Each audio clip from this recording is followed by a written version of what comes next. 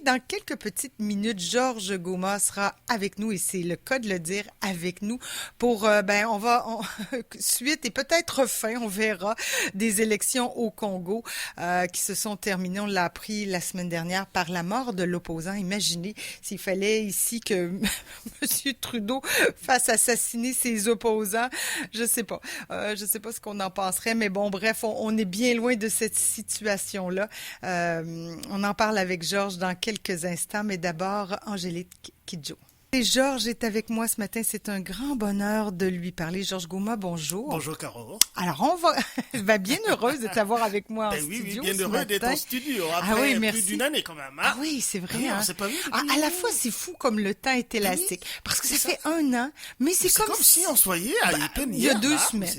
Oui, voilà. Écoute, alors, c'est bien, voilà, et ça nous fait dire que quand tout ça sera derrière nous, peut-être que on va se rappeler dans 5 ans. Voilà. On a vécu la COVID ensemble, puis ça sera juste un souvenir qu'on se racontera avec un souvenir. C'est cela. Pour le moment, c'est pas le cas. On est bel et bien les 2 pieds dedans avec les mesures sanitaires. Absolument. Tout est bien fait dans les règles bien de l'art.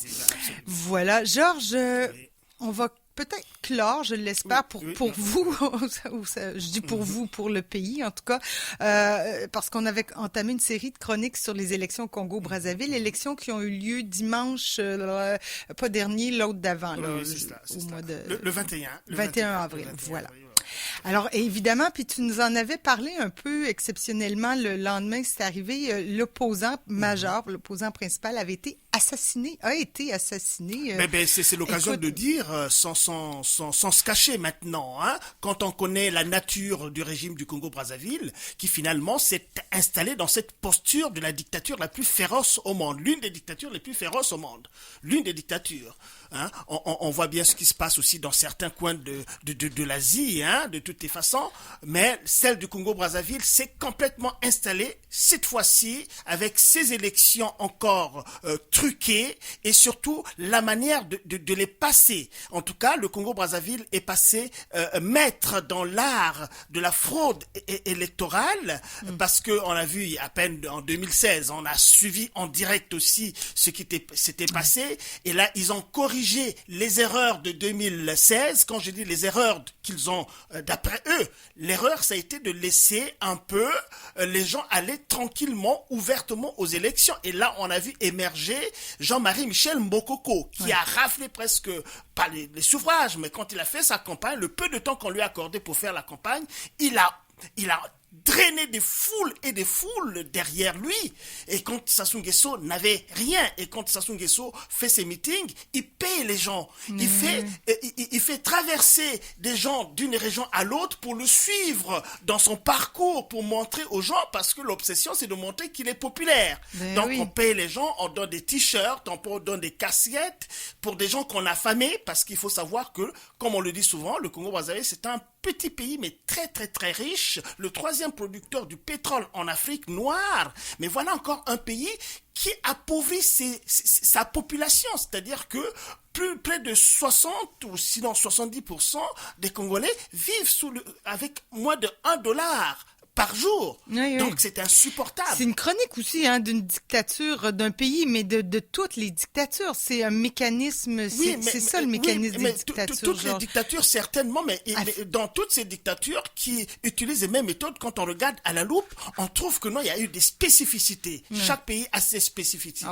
Et le Congo-Brazzaville, par exemple, la dictature de Kadhafi, par exemple, c'est une dictature. On a décrié la dictature de Kadhafi. Mais c'était une dictature éclairée. C'est une dictature où Kadhafi avait beaucoup de pétrole, mais on savait ce qu'il faisait de son pétrole. Les Libyens, on n'a jamais vu les Libyens traîner dans le monde entier, chercher de l'asile par-ci, par-là. Il y avait la dictature politique en tant que telle, mais tous les Libyens vivaient correctement, avaient un bien-être que tout le monde il a fait venir l'eau dans le désert, par exemple. Donc on sait au moins où va l'argent du pétrole. Mais l'argent du Congo, on ne le voit pas.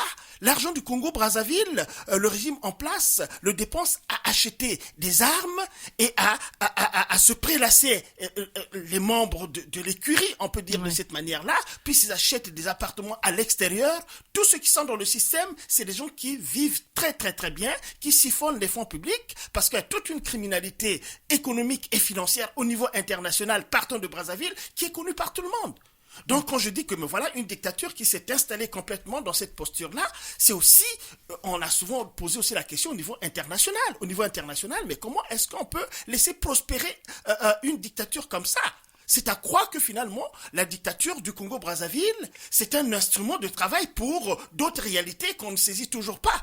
Parce que un pays pétrolier, un pays qui produit du gaz naturel, qui produit du bon bois, le bois de très bonne qualité, le limba, le koumé, tous ces essences qu'on trouve nulle part. Ça y est, au Congo-Brazzaville. Mais on ne voit pas d'où passe là. On ne voit pas. Donc, est-ce que le système de Denis Sassou Nguesso est soutenu de l'extérieur du Congo-Brazzaville? Ouais. C'est là la question qu'il faut poser. Et ben là, écoute, c'est toi qui m'en parlais, mais il semblerait que Macron a convoqué le Sassou Nguesso. Qu'est-ce qui se passe là? L'opposant est décédé, Macron, pas Macron, mais Sassou Nguesso a été quoi, réélu faute d'opposant? Où on en est là? Ça fait plus d'une semaine que les élections ont eu lieu. Déjà, les élections ont eu lieu, mais il n'y a pas eu d'élection. Pour être plus sérieux, il n'y a pas eu d'élection. Parce que de tous les observateurs, sur les médias sociaux circulent des images. C'est une fraude même désordonnée parce qu'on a des images de la fraude en bourre des urnes. Mais comment pouvez-vous faire des élections? Déjà, le fichier électoral n'a pas été revu depuis très très longtemps. Donc le régime en place toujours la même méthode. On met à l'écart les opposants. On met à l'écart des opposants parce que tout le monde n'a pas été autorisé à aller battre campagne. Et puis, le président dictateur lui-même a battu campagne, la pré-campagne. Il a sillonné tout le pays avec les fonds publics, bien évidemment. Et quand il ouvre la campagne, c'est toujours pour empêcher ceux qu'il a autorisés d'aller en campagne, d'aller dans certaines régions. Tu as déjà vu, ici au Québec, on va faire des élections, on va interdire à tel candidat d'aller faire campagne dans telle région ou telle autre région, mais ça s'est passé au Congo-Brazzaville. Oui. Les deux grands candidats, Mathias Ndon et M. Kolela, qu'on vient de tuer, là. En plus, ça, c'est quand on les tue pas, ouais. Voilà. On les interdit d'une part. Et puis, on leur demande de payer pour faire un meeting. Depuis quand on demande aux gens de payer pour faire un meeting dans une partie? On comprend que c'est pas une démocratie, c'est pas une élection, c'est rien, mais les gens, mais comment les gens, est-ce qu'on est au bord du soulèvement populaire, là? Parce qu'il faut quand même que, je sais pas, qu'est-ce qu'on peut faire à ce point quand c'est gros comme ça. Le soulèvement populaire est dans tous les Congolais, en dehors de ceux qui sont dans le système, bien évidemment, des courtisans, mais tous les Congolais attendent ce soulèvement populaire-là. Mais le problème, c'est quoi? C'est que le fameux régime, il s'est militarisé. Il s'est vraiment militarisé. Et en ce moment, la ville de Makwa, par exemple, dans le nord du pays, c'est-à-dire M. Sassou est du nord, il y a une dimension ethniciste, n'est-ce pas, à l'ordonnancement de cette crise depuis très très longtemps. C'est-à-dire qu'il se base au nord, d'où il est originaire, il n'y a que lui qui doit être candidat. Ça, il a fait comme ça. Les Jean-Marie Michel Molokoko qui sont en prison, c'est parce qu'ils l'ont défié. Voilà, donc il y a ça aussi. Il utilise les moyens de répression de l'État pour, évidemment, intimider, pour mettre les Congolais sous pression.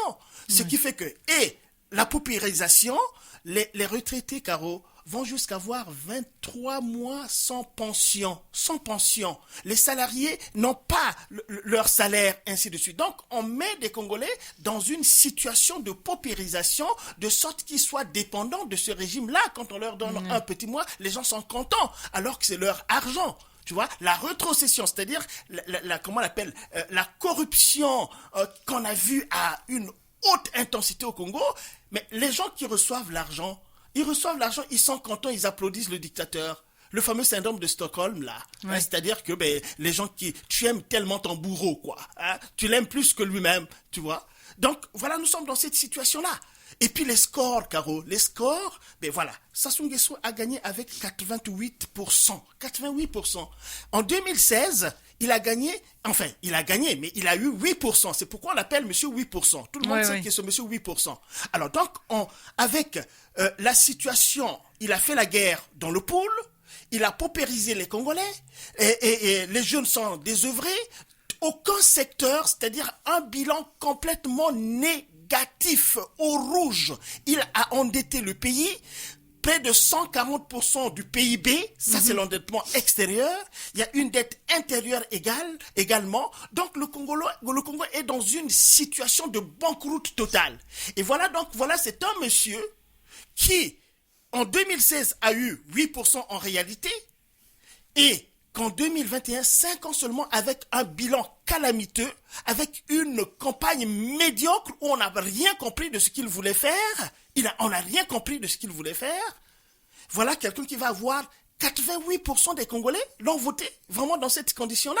Voilà ce qu'on appelle les scores staliniens, c'est-à-dire alors donc voilà, nous sommes dans une situation comme celle-là. Maintenant tu poses la question par rapport à Macron. Je sais pas, c'est dans un des points de forme qu'on sait pas. Les médias sociaux, Caro, nous apportent des informations, les vraies et les fausses informations. On va se nourrir sur les médias sociaux, y compris la presse classique aussi va sur les médias sociaux pour essayer de glaner des informations. C'est une réalité qui est là. Alors donc, de ces médias sociaux, on a appris que Macron aurait convoqué Sassou Nguesso. Remarque qu'il a d'autres chats fouettés avec le confinement. Mais c'est surtout sur l'opposant Kolela dont tu as parlé, Caro. Voilà, un opposant, il avait tout pour gagner de toutes les façons. Il a fait une très très belle campagne, il a bien expliqué sa campagne, et les gens étaient portés à le voter, lui. Alors, comment est-ce que... On avait dit la dernière fois comment on utilise désormais le Covid comme un moyen formidable pour éliminer les opposants systématiquement. Et le cas de Kolela en est un cas. Alors, on l'affuble du Covid. Tu te rappelles aussi, on a eu une émission sur M. Mokoko qu'on a mené en Turquie et tout cela. Au départ, c'était quoi? C'était le Covid. Alors les gens ont braillé, on l'a mené en Turquie, c'était plus le Covid. Voilà, la Covid. Avec M. Kolela, qui a fait sa campagne, il a fait sa campagne avec une équipe, avec son épouse à côté de lui, et puis on lui a fait du Covid. Alors, allez-y voir, est-ce que autour de M. Kolela, combien de personnes autour de lui sont infectées par le Covid? Voilà, mais c'est ça, facile évidemment. À vérifier, évidemment. Ça, pour faire tomber un peu cette raison-là, parce que ce n'est pas vrai. Bon, maintenant, quand est-il mort? Voilà aussi l'énigme. Quand est-il mort? Parce que dans la Constitution du Congo, il y a l'article 70 de la Constitution qui dit que pendant la campagne, quand l'un des candidats tombe sérieusement malade, ou quand s'il meurt avant l'élection, la date de l'élection, on repousse, on annule l'élection, on la remet à une date ultérieure. Mais alors, quand est-ce que M. Kolela est-il mort? C'est ça aussi. Parce que l'avion, le fameux avion médicalisé dont on nous parle, mais il a transporté un mort. C'est-à-dire que dans l'avion, M. Kolela était mort depuis au Congo-Brazzaville. Mais comme M. Denis Sassou Nguesso sait qu'il y a cet article 70-là qui dit cela, au temps de Lissouba, il avait évoqué cet article-là en disant que, voilà, Lissouba était en train de vouloir l'éliminer et pour faire valoir l'article 70 pour repousser les élections. Il avait dit en ce temps-là. Mais alors, là, l'article 70 de la Constitution, à quel moment est-ce que M. Kolela est mort? Et le gouvernement dit qu'il est mort le jour de l'élection. Donc, les gens ont commencé à voter déjà. Mais d'accord, ça c'est le cas, à supposer. Mais c'est pas vrai. À supposer qu'il soit mort le jour de l'élection. Mais il était tombé malade avant. Mais il c'est était facile très malade à vérifier, avant. ça. C'est facile à légalement. vérifier. Je veux dire, ça prend pas un bac en enquête pour être capable de... Voilà, c'est ça. Donc, voilà, c'est un système qui est basé sur le mensonge, déjà. La fraude, ça ne peut fonctionner que dans la fraude et le mensonge. Donc voilà ce que malheureusement, est-ce que ça va se passer? Le soulèvement populaire, c'est la démarche la meilleure parce que il y a tous les indicateurs. Oui, mais Georges, je me fais un peu l'avocat du diable, mais le soulèvement populaire, c'est facile à dire quand on est au Québec, au Canada, puis qu'on est bien, mais quand on est affamé, qu'on est faible, qu'on est malade, puis qu'on se dit qu'on va peut-être se faire mitrailler, on le voit là, au Myanmar, là, il y a je sais plus combien d'enfants, de mères, de de manifestants qui sont décédés. On dit 500, mais on sait que c'est plus. Alors, ça risque d'être le même scénario. Là. L'armée, ça prend beaucoup de courage là, Caro, pour tu as complètement affronter les balles des militaires. Là. Mais Caro, tu as complètement raison. Nous le sentons. On nous le dit aussi que Georges Goma, mais oui, vous braillez là-bas, venez ici. Braillez là-bas, venez ici. Mais attendez, mais si je vais là-bas... Je dis pas ça, évidemment, non, Georges. Non, Caro, tu me laisseras pas partir. Ça, c'est clair et net. Voilà. Mais là-bas, au Congo-Brazzaville, nous, il y en a qui nous suivent, qui nous soutiennent, que heureusement que vous êtes à l'extérieur pour parler de ce que vous êtes en train de parler, de dire cette vérité-là. Et cette vérité, nous l'avons dit et nous le redirons toujours. Le FMI a bloqué parce que nous avons fait un activisme fort auprès du FMI. Donald Trump, Sassou Nguesso est venu aux États-Unis pour être reçu le premier par Donald Trump. Mais quand il est arrivé, la rencontre n'a pas eu lieu parce que nous avons fait l'activisme pour montrer à Donald Trump, mais il sait pas à qui il a affaire. Voilà. Donc, il y a ça aussi que nous sommes en train de faire. Oui, je vais juste... Oui, voilà. Alors, donc c'est ça. Nous sommes à l'extérieur, eux, ils sont à l'intérieur, mais quand même, l'histoire des soulèvements populaires n'est pas d'hier. Il y a des peuples qui se sont libérés. C'est clair, mais il faut que les peuples se libèrent parce que finalement, nous tous, nous sommes en danger par rapport à ce que nous sommes en train de manipuler au Congo-Brazzaville. Quand j'ai parlé au départ, Caro, des influences extérieures, est-ce qu'il y a des réalités extérieures qui soutiennent le régime de M. Denis Sassou Nguesso? On va pas s'empêcher de le dire parce que quand on regarde un peu le positionnement de la France, la France politique, ben attendez, Sassou a fait tout ça sous la dictée de la France quand même. Ah oui, ils font les choses mais Georges, ensemble. je vais être cruel un peu en disant, on regarde ce qui se passe là, le peuple ouïghour qui est en train de subir un génocide par la Chine, ce qu'on fait à Navalny en Russie, puis la communauté internationale et ben au Myanmar aussi, là, on l'évoquait, puis la communauté internationale qui émet quelques petites sanctions à gauche et à droite, mais qui quand même somme toute impuissante là, tu sais, et là, on se dit que le Congo, et je te pose la question, là, c'est peut-être un peu cruel, mais qui attend quelque chose du Congo, là? À part la France, peut-être, parce qu'elle a des intérêts financiers. Oui, mais tu sais qu'au niveau, bon, on peut le dire, bon, déjà. J'ai dit ça comme ça, c'est ça fait un peu... mais c'est une bonne question. Raide, mais, ouais. mais disons que la France reste une très, très, très forte puissance dans la gestion de ses anciennes colonies. Ouais. Les autres pays en Europe l'ont quand même secoué là-dessus pour lui demander, l'Allemagne, par exemple, a demandé à la France de lâcher prise. L'Italie également, encore, les relations avec l'Italie sont devenues très, très, très, très, très rudes parce que l'Italie a demandé à la France de lâcher prise parce que c'est l'Italie qui subit la pression migratoire. Les Africains qui quittent leur pays pour venir en Europe. Oui, parce qu'il y a ce mouvement-là aussi, finalement, qui arrange les gens. C'est pas que, il y a ça aussi, c'est là-dessus, je voulais qu'on en vienne parce que ces gens-là, ils quittent le pays, ils migrent en Europe, là. Mais finalement, les Européens préfèrent cela. Hein? Les Français préfèrent que les gens quittent l'Afrique. Finalement, l'Afrique, c'est comme si, écoutez, c'est le continent quand même le plus riche potentiellement. Hein? Donc, on l'a souvent dit, le monde ne peut pas fonctionner sans l'Afrique parce que ce qui est important, on parle de l'immigration des hommes, mais il faut parler de l'immigration des matières premières également. Quelle est la place des matières premières dans le fonctionnement de l'économie mondiale des pays occidentaux? Oui, et justement, il faudrait que la France se positionne puis mette ses culottes, comme tu dis, parce que là, il y a la Chine aussi qui s'installe en Afrique. Pas qu'en Afrique, qui s'est installée, qui va s'installer en Amérique du Sud. Oui, alors oui, bon, évidemment, il y a des intérêts. Si c'est pas la France, ce sera peut-être la Chine. Oui, mais bien sûr, chacun avec sa méthode. Et peut-être, oui, c'est ça, la méthode chinoise est peut-être moins intéressante. Si Sassou Nguesso, est-ce que...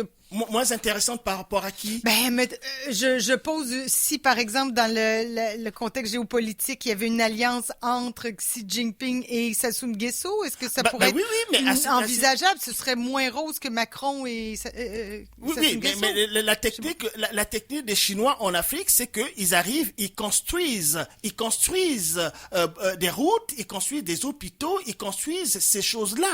Voilà. Mais elle est pernicieuse, la Chine également. Le problème, c'est qu'avec la France ne construit rien. Il ne prend que les matières premières.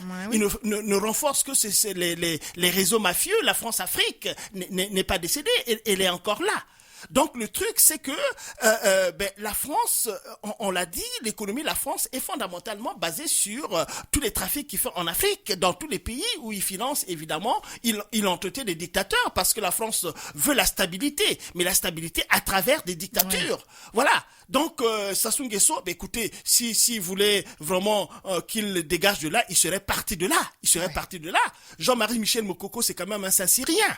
Il a fait l'école militaire en France, donc c'est un monsieur bien formé et qui voulait évidemment, avec une campagne électorale qu'il a menée et donc qui donnait l'espoir aux Congolais de voir quelqu'un qui va prendre le pays en main et développer le Congo. Oui. Mais donc c'est comme si quelque part, dans ses rapports avec la France, ce qui est important, ce ne sont pas les intérêts des Congolais, mais ce sont les intérêts de la France. Tout ça va vers le centre.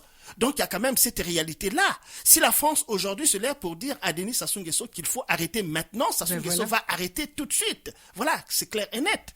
Donc il faut quand même qu'on dégage un peu cette hypocrisie de la France. La France soutient Monsieur Denis Sassou Nguesso et la France, en le faisant, elle se trompe largement. Et la France peut favoriser un président au Congo-Brazzaville qui s'installe, qui développe et le Congo et qui, n'est-ce pas, protège les intérêts de la France également. Cela, c'est faisable, c'est faisable. Oui, le Congo, c'est 5 millions d'habitants seulement. C'est près de 70 millions de fonctionnaires seulement parce que le Congo n'a pas développé le secteur privé, par exemple. Ce qui fait que les Congolais, d'une manière générale, ceux qui travaillent, si tu dis qu'un Congolais travaille, c'est qu'il est fonctionnaire. C'est qu'il est fonctionnaire. Alors, il y a combien de fonctionnaires? 70 000 fonctionnaires seulement, et le Congo est incapable d'assurer le paiement des salaires des 70 fonctionnaires seulement. Ça, c'est quand même ahurissant. On ne peut pas soutenir des choses comme ça. Un pays pétrolier. Mais où passe l'argent du Congo? Où passe l'argent du Congo?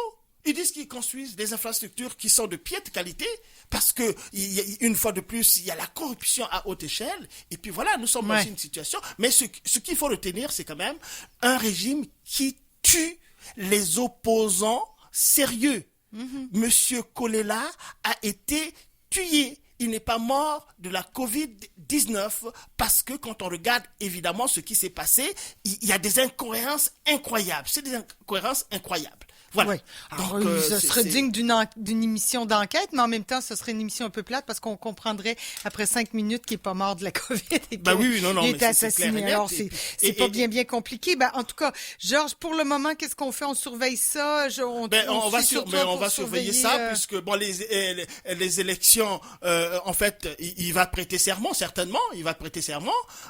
5 ans supplémentaires, qu'est-ce qu'il va faire avec 5 ans supplémentaires? C'est des mandats de 5 ans. Quand le pays est complètement à terre, il est endetté complètement. Où est-ce qu'il va avoir l'argent? Est-ce qu'avec ce deuxième coup qu'il vient de faire, le FMI va ouvrir ses bras pour lui donner ce qu'il recherche, sans oublier le fait que même si le FMI l'aidait, c'est encore la dette qu'on met sur les générations futures. Il y a cette dimension de la chose aussi. C'est-à-dire qu'il y a des irresponsables en politique au Congo-Brazzaville en ce moment qui font des choses incroyables avec une dette faramineuse et qu'ils font laisser sur les générations futures où ces jeunes, l'éducation est complètement par terre, c'est-à-dire que, voilà, les jeunes n'ont aucune perspective.